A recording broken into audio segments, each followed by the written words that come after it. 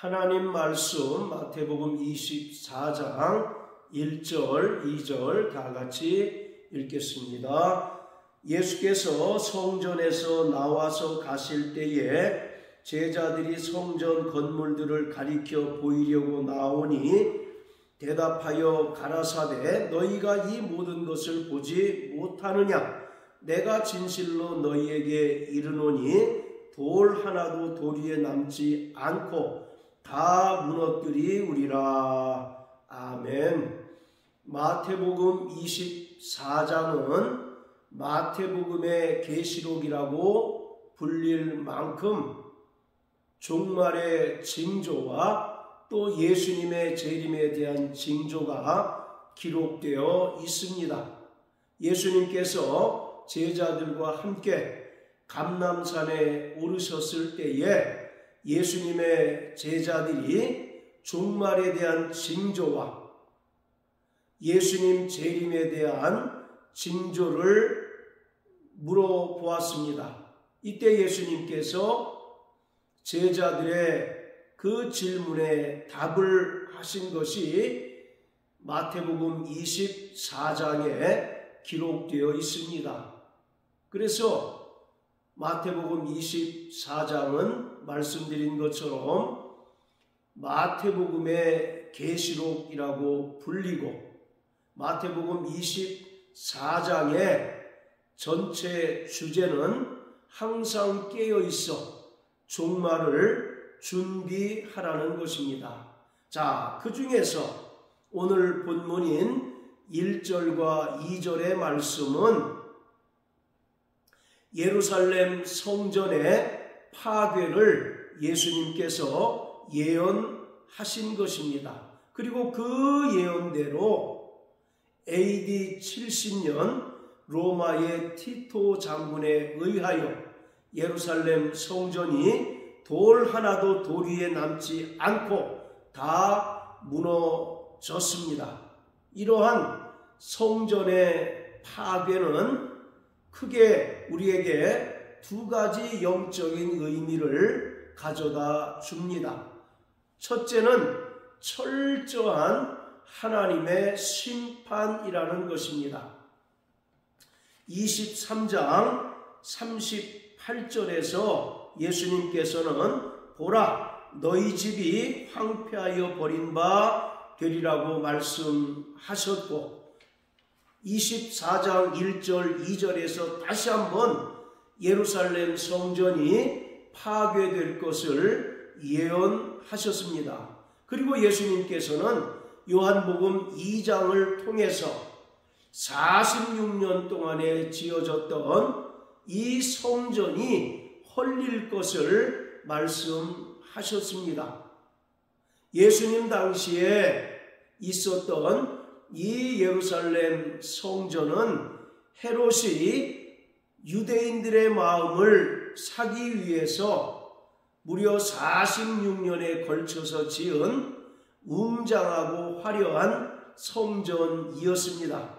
그래서 당시의 유대 랍비의 기록을 보면 이 예루살렘 성전을 보지 못하고서는 아름다운 건축물을 보았다고 말할 수 없다라고 한 것처럼 헤롯이 지은 예루살렘 성전은 웅장하고 화려하기 이를 데 없었습니다.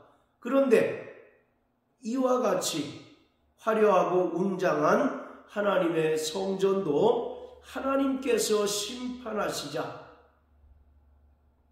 이방 민족에 의하여 무참하게 파괴되는 운명을 맞이하였습니다.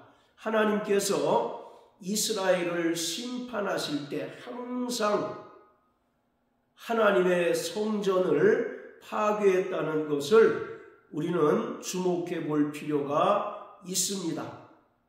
BC 586년에 하나님께서 이스라엘을 심판하셨는데 이때는 이방 민족인 바벨론에 의하여 이스라엘을 멸망케 하셨고 또 예루살렘 성전이 파괴 되었고, 그뿐만 아니라 이스라엘 백성들이 바벨론에 70년간 포로로 끌려갔습니다.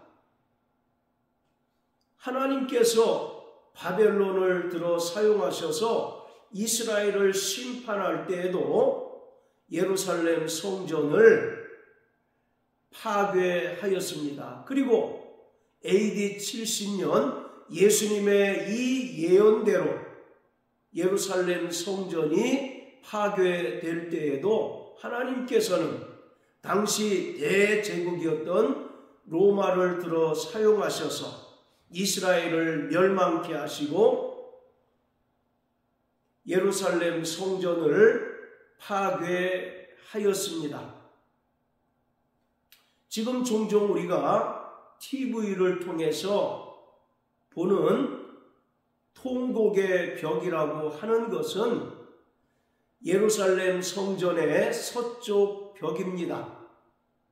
AD 70년 로마의 티토 장군이 예루살렘을 멸망시키고 또 성전을 파괴할 때 이 성전을 모두 파괴하게 되면 자신의 치적을 증명할 방법이 없다고 생각하여서 서쪽 벽만 남겨두고 예루살렘 성전은 모두 파괴하였습니다.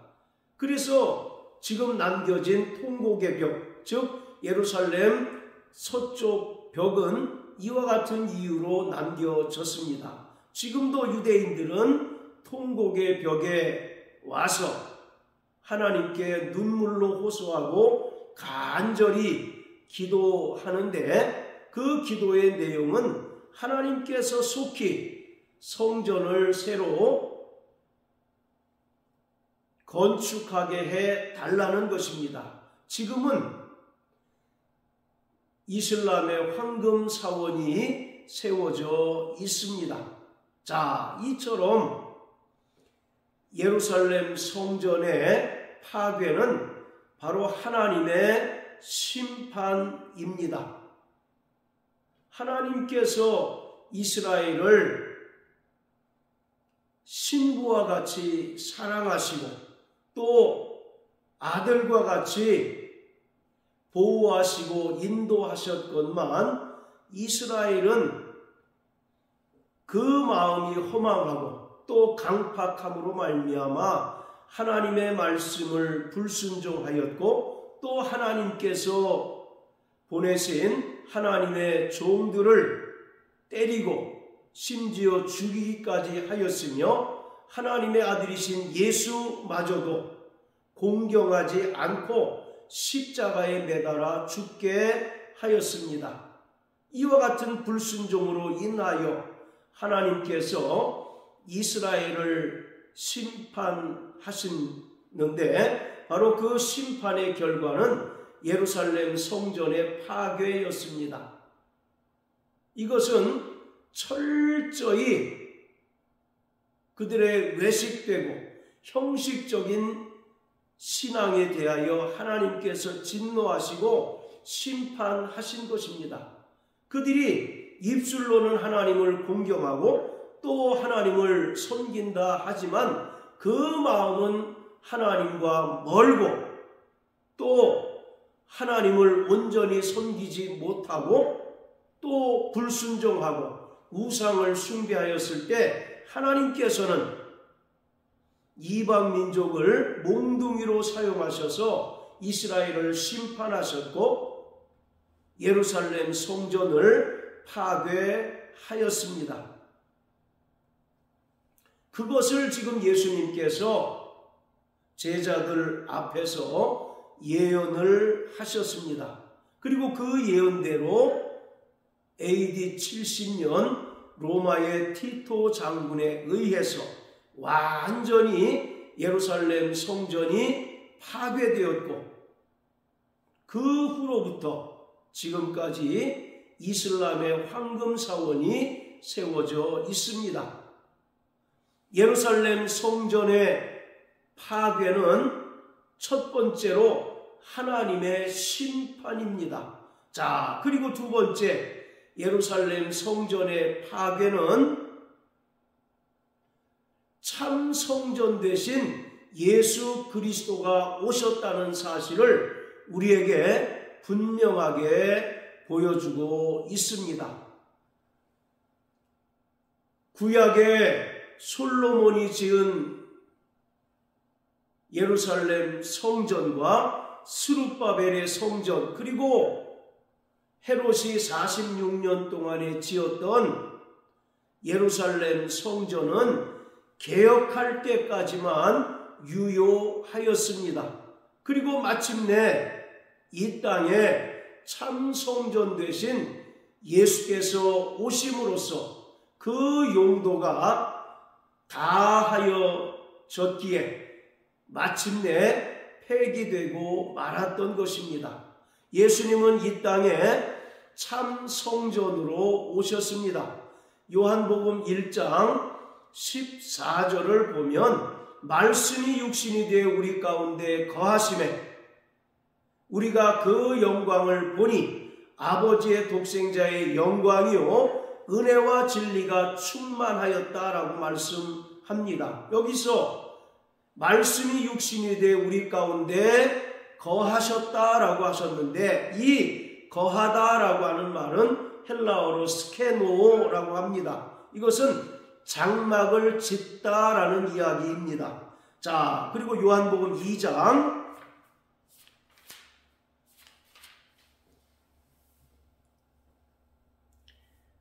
19절부터 22절까지 읽겠습니다. 예수께서 대답하여 가라사대 너희가 이 성전을 헐라 내가 사흘 동안에 일으키리라.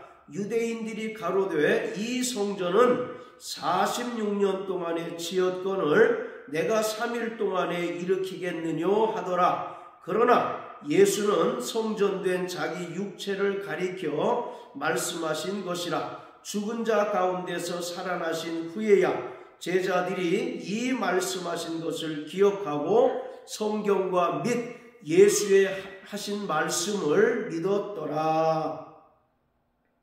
자, 18절에서 유대인들이 예수님께 표적을 요청합니다. 그때 예수님께서 너희가 이 성전을 헐라 내가 사흘 동안에 다시 일으키겠다라고 말씀하십니다. 그러자 유대인들이 깜짝 놀라면서 아니 이 성전은 헤롯이 46년 동안에 지었는데 어찌하여 당신은 3일 만에 다시 일으킬 수 있다고 말하는가? 라고 질문하였습니다. 그때 예수님께서는 21절의 말씀처럼 성전된 자기 육체를 가리켜 말씀하신 것입니다. 예수님께서는 이 땅에 바로 참 성전으로 오셨습니다. 구약의 모세의 성막 또 솔로몬이 지은 예루살렘 성전, 스룹바벨이 포로 생활을 끝내고 돌아와서 지었던 제2성전 스룹바벨 성전과 헤롯이 46년 동안에 개축한 예루살렘 성전은 모두 참 성전 되신 예수 그리스도의 모형이고 그림자입니다. 그러기에 참 실상이시고 또 참 성전 되신 예수께서 오셨기 때문에 모형과 그림자인 사람이 손으로 지은 건물로서의 성전은 모두 파괴되어 마땅합니다. 그렇기 때문에 예루살렘 성전의 파괴는 참 성전 대신 예수님께서 이 땅에 오셔서 친히 자신의 육체를 희생제물로 드리심으로써 단번에 영원한 속죄를 이루셨다는 것을 말씀하고 있습니다. 그러기에 예수님께서 십자가에 달려 죽으시고 부활하신 후에는 더 이상 성전에서 짐승을 잡아 피를 뿌리는 희생 제사가 필요하지 않습니다. 구약에 속한 대속죄일의 제사는 바로 유효기간이 1년입니다. 해마다 반복적으로 드려야 하는 제사였습니다. 그리고 대제사장들 역시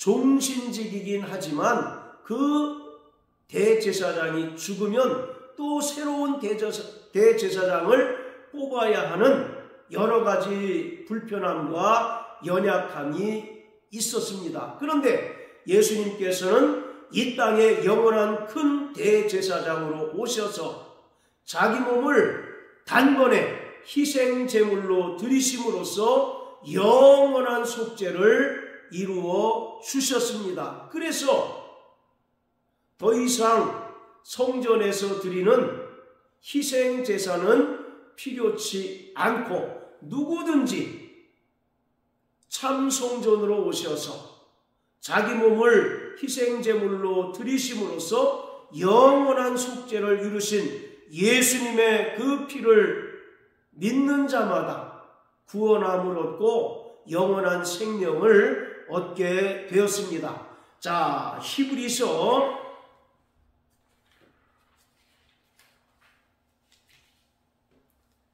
10장을 보겠습니다. 자, 1절부터 4절까지입니다. 율법은 장차 오는 좋은 일의 그림자요 참 형상이 아니므로 해마다 늘 드리는 바 같은 제사로는 나오는 자들을 언제든지 온전케 할 수 없느니라. 그렇지 아니하면 섬기는 자들이 단번에 정결케 되어 다시 죄를 깨닫는 일이 없으리니 어찌 드리는 일을 그치지 아니하였으리요. 그러나 이 제사들은 해마다 죄를 생각나게 하는 것이 있나니 이는 황소와 염소의 피가 능히 죄를 없이 하지 못함이라. 바로 황소와 염소의 피가 인간의 죄를 근본적으로 없이 할 수 없습니다. 그래서 그들은 해마다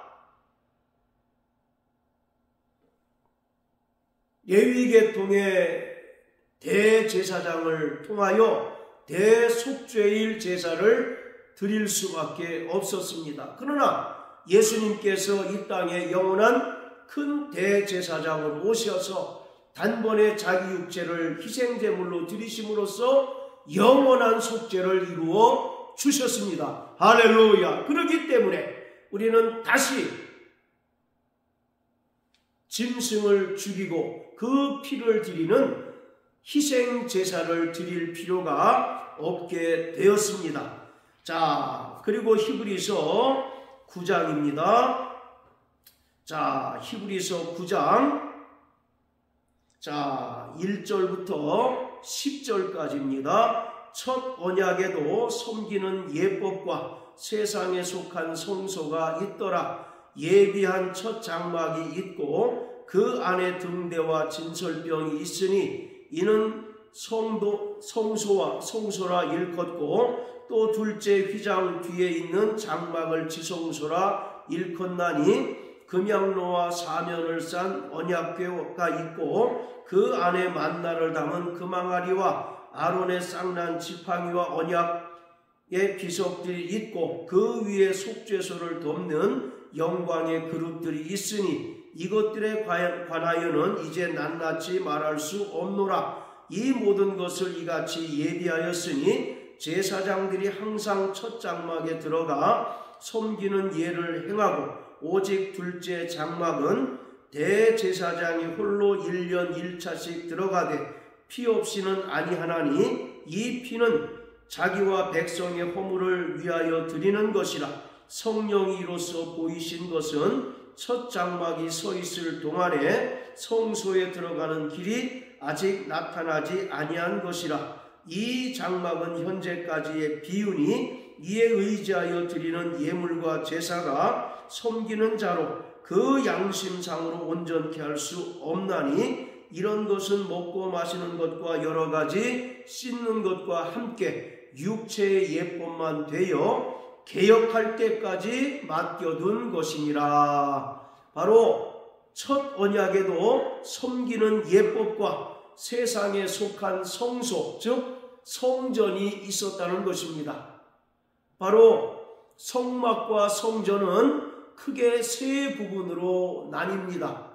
성전 뜰과 성소와 지성소로 나뉘어져 있고, 성막 뜰에는 번제단과 물두멍이 있습니다. 그리고 성소에는 금등잔과 진설병상과 분향단이 있습니다. 그리고 지성소에는 언약궤가 있고, 또 언약궤 위에 바로 속죄소, 시은좌가 있습니다. 그런데 이 모든 것들은 모두 예수 그리스도의 사역을 우리에게 분명하게 나타내 주는 것입니다. 그러기에 9절의 말씀처럼 이 장막은 현재까지의 비유로서 이에 의지하여 드리는 예물과 제사가 섬기는 자로 그 양심상으로 온전케 할 수 없다고 말합니다. 그러면서 이 모든 것들은